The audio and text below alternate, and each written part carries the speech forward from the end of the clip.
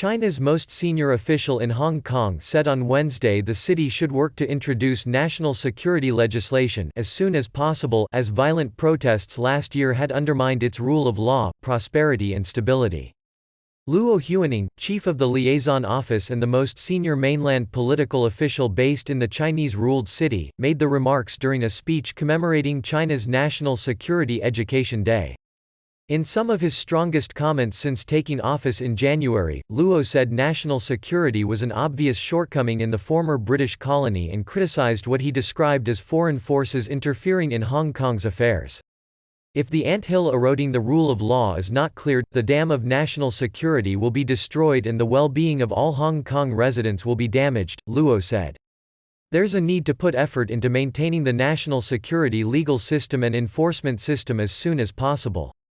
Previous attempts to draft a new national security law for Hong Kong, known as Article 23, were met with mass protests in 2003 and abandoned. Hours after Luo spoke, China's State Council said it had removed Yang Jian from his post as vice director of Hong Kong's liaison office, turning the spotlight on management changes among Beijing's top representatives in the city. Hong Kong returned to Beijing in 1997 under a one country, two systems formula that guarantees it broad freedoms not seen in mainland China, and its high degree of autonomy is widely seen as key to its prosperity as an international financial hub. The Hong Kong Bar Association on Tuesday called on Beijing to exercise restraint in its comments on affairs in Hong Kong, warning that its views could be perceived as interference. In a special report published on Tuesday, 3 of Hong Kong's top judges told Reuters that the independence of the city's judicial system is under assault from the Communist Party leadership in Beijing. The judiciary, they said, is in a fight for its survival.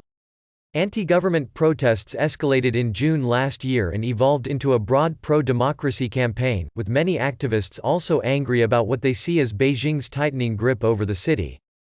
China denies meddling and blames the West for fomenting unrest. While the coronavirus outbreak and social distancing restrictions aimed at stemming it have seen a lull in protests in the past few months, the unrest posed the biggest political challenge to Chinese President Xi Jinping.